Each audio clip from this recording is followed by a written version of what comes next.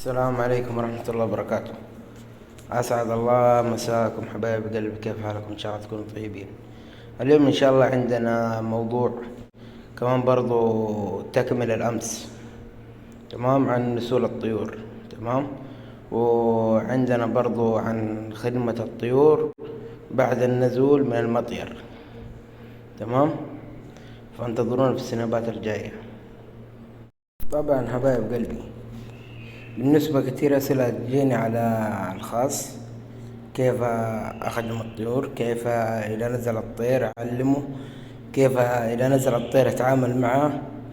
فأسئلة كتير تجيني، إن شاء الله اليوم راح أجاوب عنها، فخلوكم معي إن شاء الله، لأنه اليوم آخر حلقة طبعا تبع هواة الحمام الباكستاني، فالحلقة اللي بكرة حتكون للدجاج، تمام.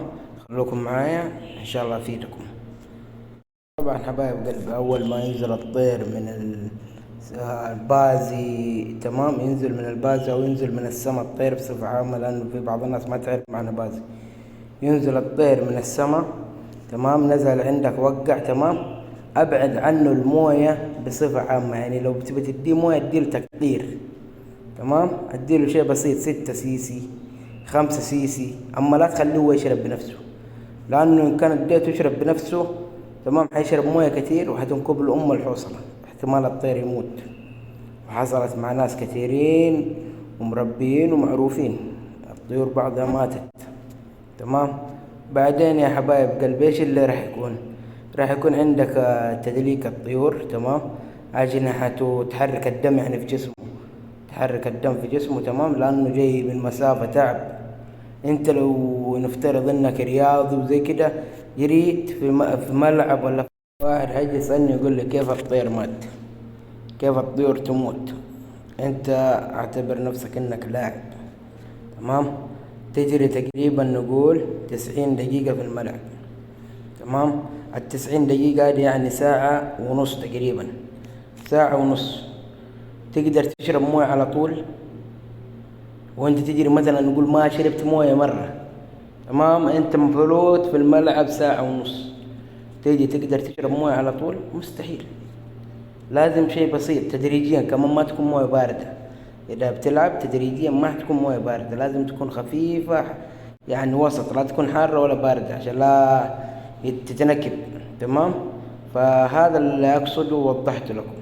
وبعدين عندكم زي ما قلنا التدليك وزي كده عشان تحرك الدم في الطير، يعني وسط، لا تكون حارة ولا باردة عشان لا تتنكب، تمام. فهذا اللي أقصده ووضحت لكم. وبعدين عندكم زي ما قلنا التدليك وزي كده عشان تحرك الدم في الطير. بعد ما تدلك الطير وكل حاجة، عندكم الطريقة الثانية. طبعا في ناس يعرفوها وفي ناس ما يعرفوها. عندكم اللوز البجلي، اللوز البجلي أو اللوز الحلو. إيش نظامه راح يكون؟ راح يكون يا حبايب قلبي، طبعا حبايب قلبي ما بطول عليكم بالسنابات، تمام. اللوز البجلي تاخذ يا حبايب قلبي، تنقعوه بالموية 10 دقايق، تخرج منه القشر تبعه، تقوم تدقه بمدق. في عندهم مدق خاص اسمه يقولوا له الدوري، الباكستان اخوانا باكستان يقولوا له الدوري، تمام. دقه بالدوري الين ما يصير عندك زي العجينة، تمام. صار عجينة، ايش اللي راح تسويه؟ راح تكور كور صغيرة على شكل حبوب، على شكل حبوب، كور صغيرة تكون طويلة كده، ثم بس مو مرة ذاك الطول، قد حبة الرز تقريبا طولها يكون، وتكون يعني مدبدبة كده، يعني منفوخة شوية. انت تفركها كده عشان ايش؟ تطلع معاك دائرية، تمام. فتقدمها للطير تعويض بعد نزوله من الطيران، بعد ما يطير وكله ينزل من الطيران.